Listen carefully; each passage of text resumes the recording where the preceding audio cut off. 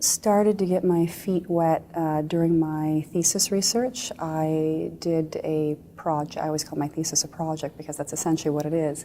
And it's a project that I thought would come to an end and maybe branch off into other things, but I never really knew how valuable that experience would be while I was doing it.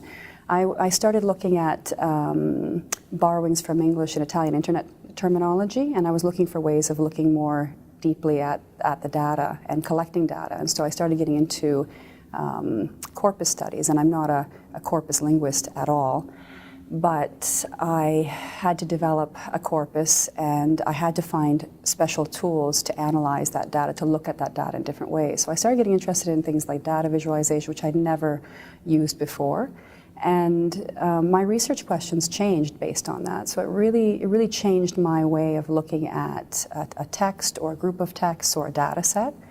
And that's where I really started. And then, of course, through teaching, I was using multimedia textbooks and resources for students. So there were two areas really where I was using both digital assets and computational tools to look at language. Again.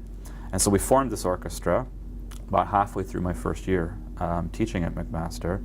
And initially the concept was just that there'd be one person per speaker, that it would be a more or less open and a more or less large group, that we would perform in various ways using the laptops.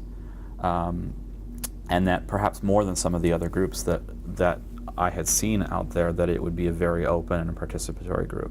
So those were sort of the ground rules. But what happened was that on the basis of those ground rules, the group very organically oriented itself towards live coding as the principal way that it would make music.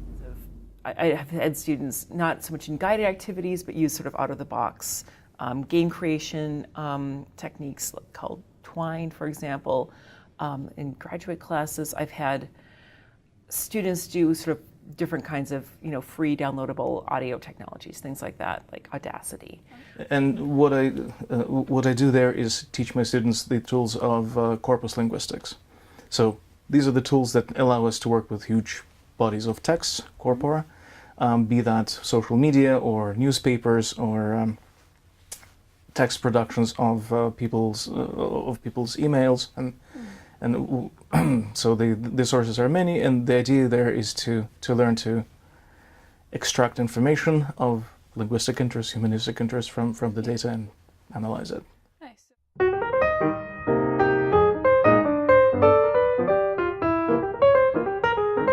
I think that getting students to think critically about where their information is going, what happens, how information operates differently in distributed systems, where the role that search engines play in even shaping what that knowledge actually looks like. So these are all tools that we want to teach students across all disciplines, no matter what we're teaching. It's not just about teaching Italian to students, but teaching them, how to critically appraise something, how to collect, how to curate, how to present, how to reformulate, and how to comment critically as well. So, I think part of the significance of the cybernetic orchestra is that people from diverse backgrounds, people often but not always with some kind of arts or humanities backgrounds, are gaining experience with this different way of operating a computer, this different way of interacting with programming and computation that I think we're going to see much more of in the coming decades across all spheres.